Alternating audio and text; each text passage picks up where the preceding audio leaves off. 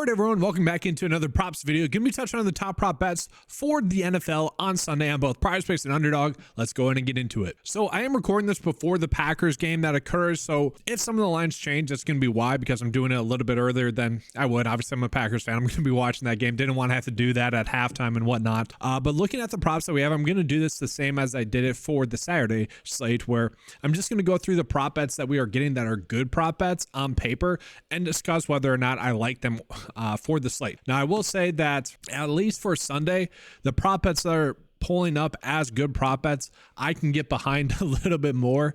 That was the issue with the Saturday slate. And we saw that come to fruition, at least right now, with the Ravens game and the Houston game. The game went as expected.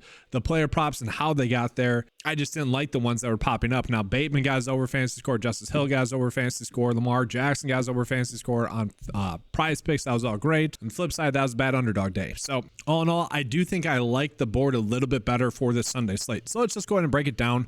I do kind of want to start team by team as well, or game by game as well in this video. So let's go ahead and start out with Tampa Bay. So right now for Tampa Bay, we're really not getting that many elite prop bets for them. I think that's, not surprising. They're kind of a strange team in terms of offensive props, I should say. Cade Otton for under fantasy score is the one that's popping up for 7. And to me, this is a strange one that we are getting, because he is someone that was a focal point in that game against the Eagles. But typically speaking, that hasn't been the case.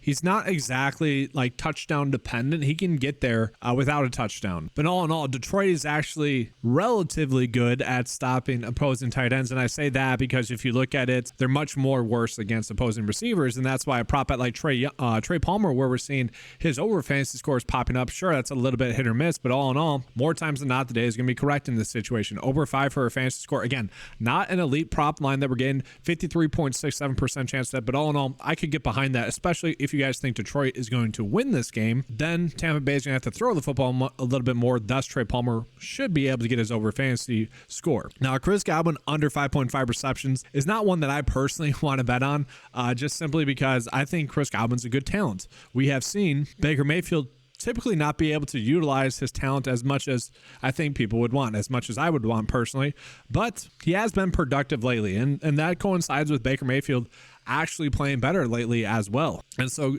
given the matchup against Detroit, I wouldn't be shocked at all to see him get to 6 receptions, to see him have a very good game. And for me personally, this is not a prop bet that I want to be targeting. Now, it is only a 53% likelihood to hit the under to hit anyway, so it's not that 54% that you would be wanting to chase typically to have that long-term profitability. But all in all, some people might see them want to bet on it.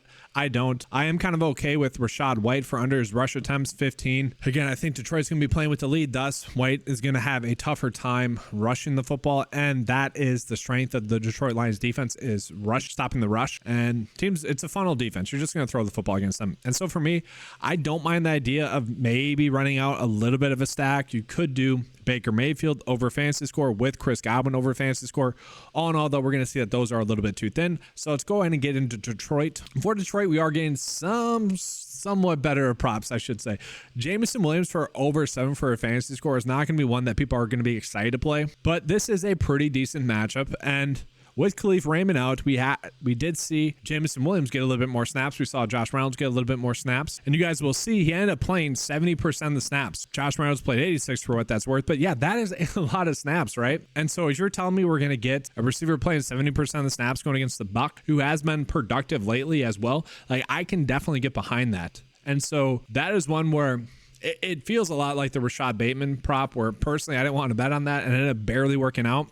I feel like that's going to be the same situation with Jameson Williams. Sure, if he catches a touchdown, he'll probably easily get the over there. But all in all, it's not one that you're going to feel confident with. But all in all, it is the best one for the Detroit Lions. From there, David Montgomery and Jahmyr Gibbs for under fantasy score. I don't like those two, simply because I don't see a path. I'm sure there is one, but I don't see a path where both of them get the under. Again, I personally think Detroit's going to be winning this game. Thus, I think we're going to see a little bit more David Montgomery. Either way, though, like we have seen, it's going to be one or the other that has a good game in this situation.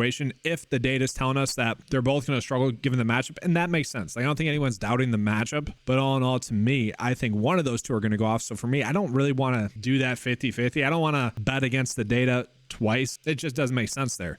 And so really for this first game, maybe Laporta touchdown to Bennett is crazy. I said about Isaiah Likely. He scored a touchdown late in the game for Baltimore. Sam Laporta has also been very much a touchdown machine, so I don't exactly want to bet against him scoring a touchdown or bet with him scoring a touchdown. Like, eventually that's going to get corrected. So really, maybe Jameson Williams and maybe Trey Palmer for over fantasy score. Those are the two best prop bets that I think we are getting in that early game. But again, those do feel a little bit better than the ones we were getting all day Saturday, and partially on Saturday we had to deal with the Niners-Packers weather. At least we don't have to deal with that in this early game. Now in the late night game, I don't think we're going to have to worry about that either. We'll start out with the Buffalo Bills. So we're seeing Dawson Knox for under fantasy score. Now to me, I don't particularly like that, nor do I like Josh Allen for over INTs. We know Josh Allen will punt the football. He'll do the classic Brett Favre and throw it deep. A lot of people... Was it week 18? I think it was week 18. I don't think it was last week in the playoffs where it was 4th down and he just throws it up into the end zone. And they actually ended up, the team that intercepted the football ended up losing yards on the play. I'm like, technically speaking, that's kind of a heads up play by Josh Allen by throwing the INT there. Instead of it being a turnover on downs on the 30, it's minus 10 yards because it's a touchback in the end zone. So he does do little things like that. Obviously, that it wouldn't be shocking to see him throw another INT in this game. That is something that he typically does. Yeah, that was against Miami is what I'm thinking of, not against Pittsburgh. Pittsburgh, they crushed as expected. Obviously, a more difficult matchup, and we see the last time out against Kansas City, he did have an INT in that game. Did have a very low completion percentage as well. I don't like doing INT props, so if you wanted to do that one, you could. But let's talk about these two. So Dawson Knox and Khalil Shakir. And so I believe the reason why we are getting Dawson Knox at such a low fantasy score line and the under is being favored is because he only played in 42% of the snaps in that game. They did end up using Dalton Kincaid a little bit more in that game. And so it's tough because, like, are we really going to see that much of Trent Sherfield again? Tough to say. I do think Khalil Shakir's over fantasy score makes a lot of sense. And I would say there is a slight correlation there that if Dawson Knox is being asked to block a little bit more when he's on the field, we'll see a little bit more Dalton Kincaid, but a lot more of Khalil Shakir. And personally, I see Shakir's line like getting Gabe Davis at 7 for a fantasy score, but at least Khalil Shakir has been much more reliable, much more consistent, I should say. And he is a player at the start of the season I was really kind of gung-ho about, and then preseason reports really weren't there. There wasn't that much hype around him, so I kind of backed off of that. But it's nice to see him playing well again, and we can see, given the fantasy score that we're getting here, he has now gotten the over or matched it 4 straight games. And so it's not like perfect, but we're pulling from 4 teams. It makes it difficult, obviously. It's not a full plethora of props that we have available on a typical Sunday. That's just going to happen. You're going to have smaller edges. For what's worth, Dalton Kincaid, I don't really want to bet for under his fantasy score. James Cook at 2.5 receptions, that was a good prop bet. 56% likely to hit. Now at 3, to me, that's a push. I don't really want to be touching that. He probably will get 3 receptions. All in all, not exactly something I'm excited for.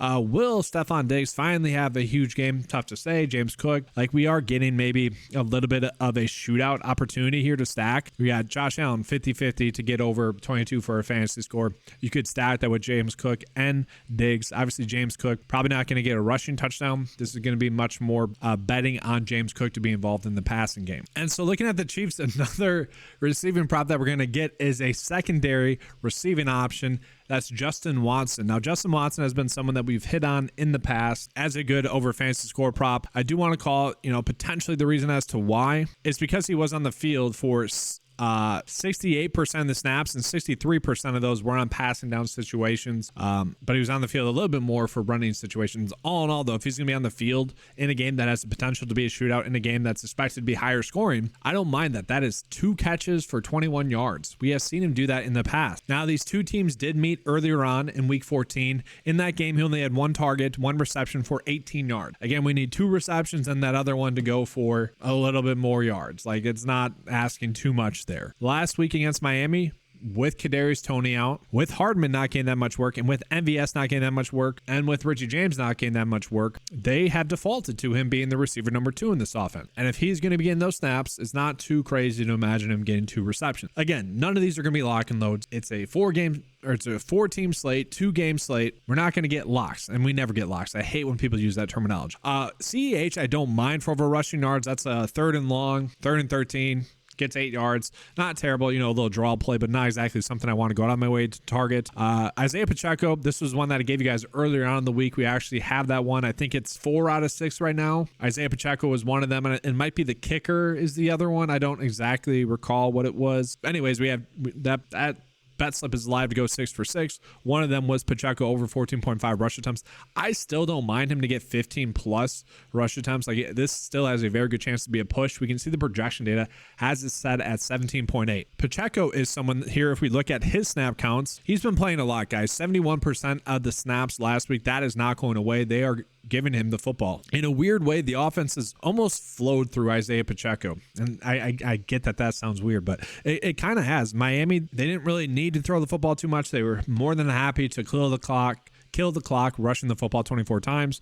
The biggest issue that I had with this would be that we don't have any data from him against the game against Buffalo, but we did see CEH have a pretty good game against Buffalo. So all in all, CEH gaining 11 carries in that game. And for what it's worth, Jerick McKinnon getting 4 in that game. That's 15 right there. Now, will CEH get some work in this game? Probably, but still, especially if you think the Chiefs are going to be winning this game, this is a good prop bet as well. From their rights, I don't want to touch under 6.5 receptions. That does have about a 53% chance to hit. Don't want to touch Mahomes under 24.5 pass completions. Like, all these other ones, to me, are pretty good. I do think there's a little bit of stacking opportunity with Kelsey and Mahomes for over their fantasy score. You know, those are all decent. And then just pulling in the tackles and assist props as well. Let me just highlight those separately. Tackles and assists. I'll do some kicking props as well. So this one's being favored as a push. We have another one with about a 54% chance to hit. Like, these are all fine. I'm definitely okay using these ones in a pinch. 54% chance to hit for these 3 right here, by all means. Those ones we can go ahead and use. And then just real quickly showing you guys the underdog board.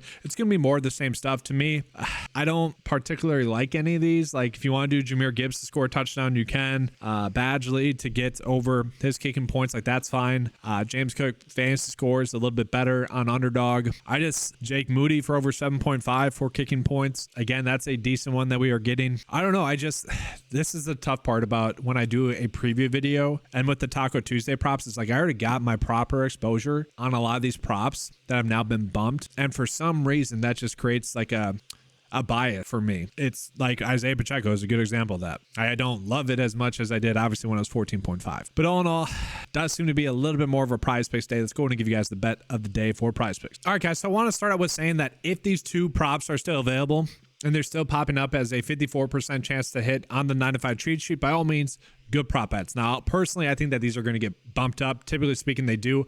I don't like to put props that I think are going to get bumped relatively fast or maybe an hour into the video being uploaded. I don't like to put those in the bet slip of the day because that's not going to help anyone. My goal is to help as many people as possible. And so that is one of the difficult parts about giving out props content. One of the nice parts, though, is that typically speaking, a lot of the best prop bets that we are getting are these fantasy score props. And they are prop bets that typically aren't bumping up throughout the day, which is great, even when we are gaining a big edge, which we saw come through in college basketball for the most part, in PGA as well, which was nice. Not fantasy score, but there was a difference in strokes. Those ended up coming through today. And so that's the nice part. My issue here is that this could get bumped. This one has been there quite a while, though, so I don't think it will. It's supposed to be nice weather there as well. We don't have to worry about that as a variable. Pacheco getting over 15 rush attempts. Again, the projection data really likes the over here. If you combine the production of the Chiefs running backs in the game against Buffalo earlier on this season, they had 15 rushing attempts total. Pacheco's been a player that they've really put the offense behind a bunch, so I don't mind that. And then, yeah, we're going with a bunch of the secondary receiving options, maybe even receiver number 3s in the offense. Obviously, Trey Palmer, but he's been pretty good. Like, these don't make you feel comfortable. Also, it kind of makes sense why the data likes them, but also why you're not feeling comfortable about it. It's just not, these aren't ones that make you feel warm and fuzzy. But I do get why the data is backing them up, so I'm fine putting those out there. Do I expect this bet to go 6 for 6? Probably not. I mean, realistically, probably 4 for 6. You know, that's really what we're hoping for. So if you guys like 4 of them that you feel really good about, by all means, run with it. And hopefully tomorrow we're getting a little bit better props, maybe some more tackles and assist props, maybe some better receptions props as well. But that's going to be all for today's video. Thank you for watching. Make sure to give a like and subscribe. Hit that notification bell as well. If you guys want access to the 9-to-5 Sports PrizePicks and Underdog cheat sheets, they are available for just $10 a month. That is going to be linked in the description below, or just head on over to 9to5sports.com. Thanks for watching, and as always, let's keep cashing.